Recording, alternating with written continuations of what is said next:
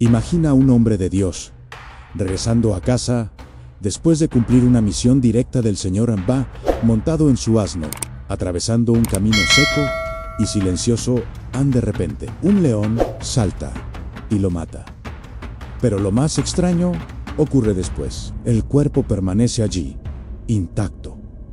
El asno, que debería huir, se queda quieto. El león, que debería devorar, también. Una escena congelada en impactante y, al mismo tiempo, cargada de significado espiritual. No se trata de una fábula. Esta historia está registrada en la Biblia, en el libro de Primero de Reyes, capítulo 13, y la pregunta es inevitable. ¿Por qué Dios permitió que esto sucediera? ¿Por qué no salvó al profeta, aún siendo un hombre obediente? En este video, vamos a desentrañar una de las lecciones más olvidadas de las Escrituras sobre el dolor, el juicio y el silencio divino. Porque, a veces, el sufrimiento no es un castigo. Es Dios hablando de una manera que es imposible ignorar. La historia del profeta que fue matado por un león comienza en uno de los momentos espiritualmente más frágiles de Israel. Tras la división del reino, Jeroboam asumió el trono del reino del norte y rápidamente alejó al pueblo del Señor, con miedo de perder la lealtad de sus súbditos ante Jerusalén. Creó dos altares idolátricos, uno en Dan y otro en Bitol, promoviendo una religión paralela.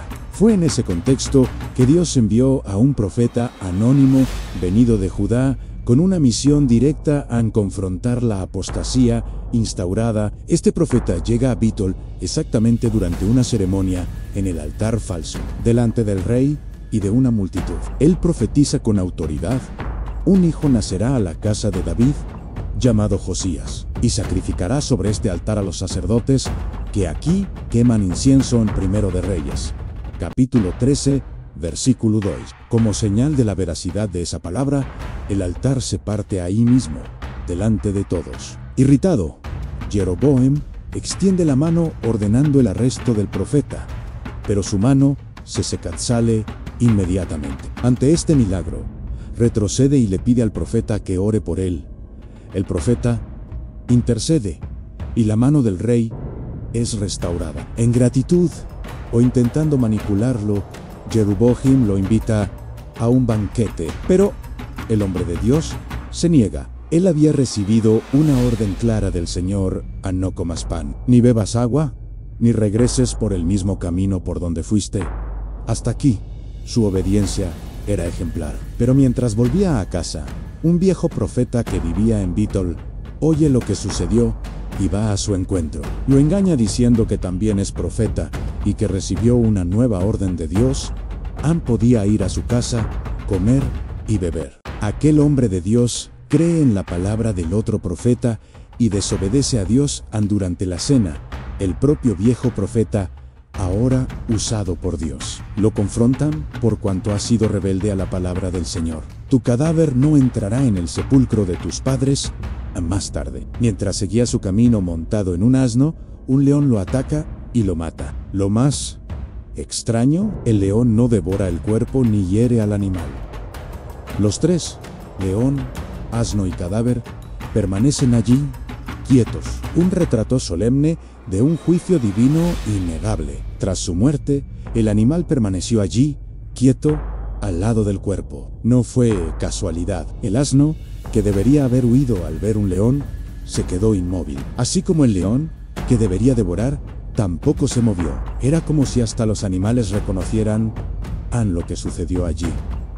No fue un accidente, fue un juicio. Aquella imagen estaba cargada de significado espiritual. El silencio de los animales hablaba fuerte. Dios había juzgado, pero sin caos, sin violencia descontrolada. El escenario transmitía un mensaje claro: hasta la naturaleza se doblega ante el juicio divino. Ante esta escena tan inusual, un profeta obediente, pero castigado con la muerte, surge la pregunta inevitable: ¿por qué Dios no lo protegió? ¿Por qué permitió que un siervo fuera matado de forma tan dura? Esta duda atraviesa los siglos y aún resuena en nuestros días. A fin de cuentas, si Dios es bueno, justo y misericordioso, ¿Por qué el que tiene poder para intervenir elige permanecer en silencio en algunos momentos? Principalmente cuando quien sufre es alguien que aparentemente estaba haciendo todo bien. Para entender esta respuesta,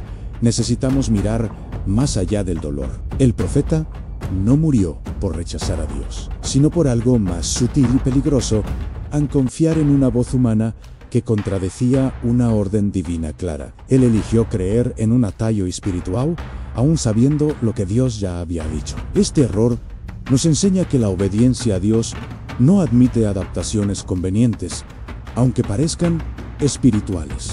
Dios no cambia de opinión para agradarnos. Él honra su palabra por encima de cualquier estatus, cargo o apariencia de santidad. Esta no es la única vez en la Biblia que vemos a Dios permitiendo que los justos pasen por sufrimiento o incluso juicio. Recuerden a Job, un hombre íntegro, que lo perdió todo sin haber hecho ningún mal. Dios no impidió que sufriera, pero usó su dolor como testimonio y revelación. En el Nuevo Testamento, Ananías y Zafira son juzgados inmediatamente por mentirle al Espíritu Santo e incluso a Moisés, un líder fiel.